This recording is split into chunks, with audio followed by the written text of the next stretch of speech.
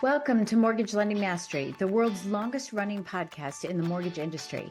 I'm your host, Lady Jen Du Plessis, with over 4 decades of mortgage, real estate, and financial services experience, providing the knowledge you need to advance your mortgage practice quickly and efficiently. Hey there, Lady Jen Du Plessis. Welcome back. I'm so happy you're here today. Boy, am I in the vineyard today. If you're not watching this, you might want to come and watch it. But there's a big clump of grapes that are sitting right next to my head. I'm really in it with this background. Listen, today I want to talk to you about a service call versus a sales call. All right, so we're business owners, and a lot of us, or many of you, I should say, maybe became an entrepreneur because you were a great widget maker, and now you have a widget making company, but you've never really been in sales. And so you're saying, gosh, I don't want to call people because, one, I'm not a salesperson and I don't want to sound salesy. And so therefore, I'm not going to make these sales calls. So I want to share with you a little strategy that I use with my clients that have to do with the whole entire sales process. And I'm not going to go through the entire thing. It's just, the client experience. I don't believe in client customer service, I should say. I believe in a client experience, which is why I call this a service call versus a sales call.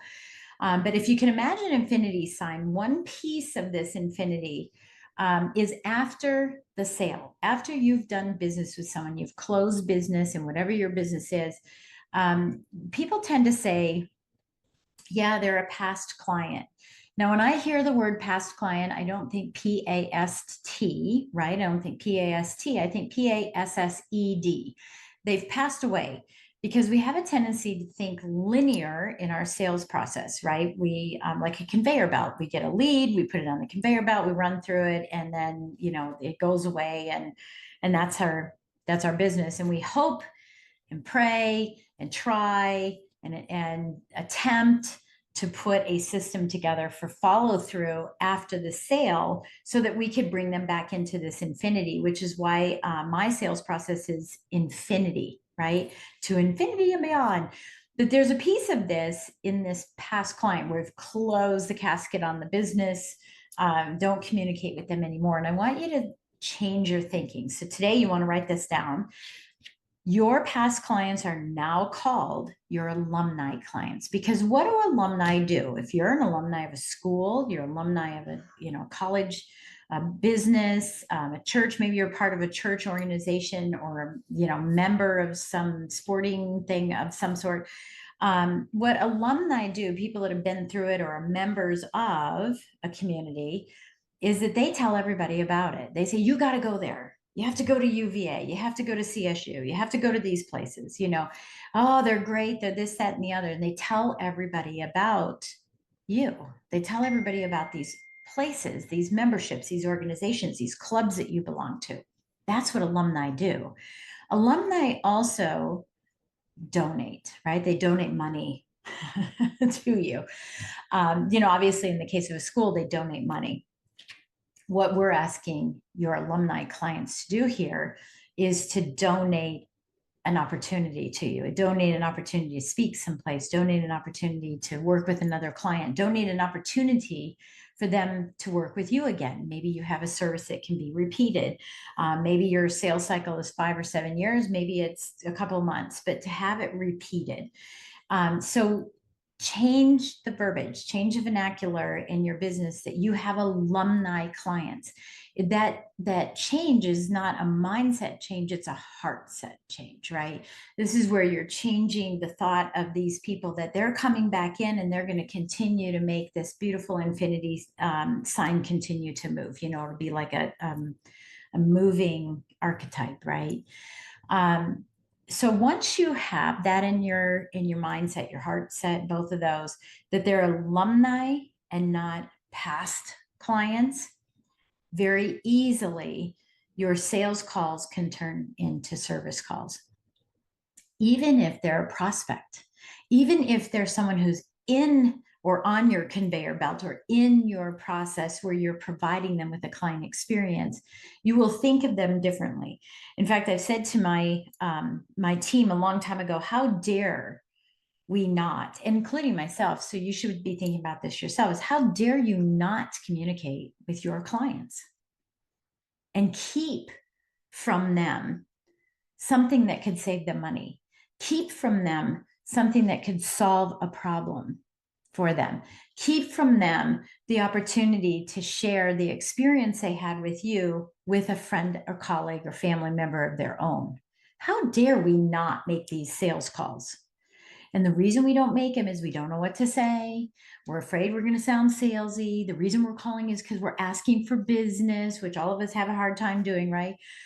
That's why you want to make it a service call. In your mind, you're saying, hey, I'm here to serve you. The reason I'm calling is I want to serve you. What challenges do you have? What problems do you have? What needs do you have?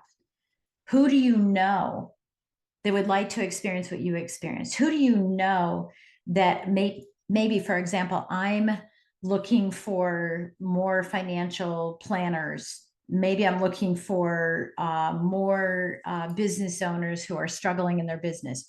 Who do you know that fits that bill, in so many words, right? Who do you know that fits that bill that you would feel confident introducing me to?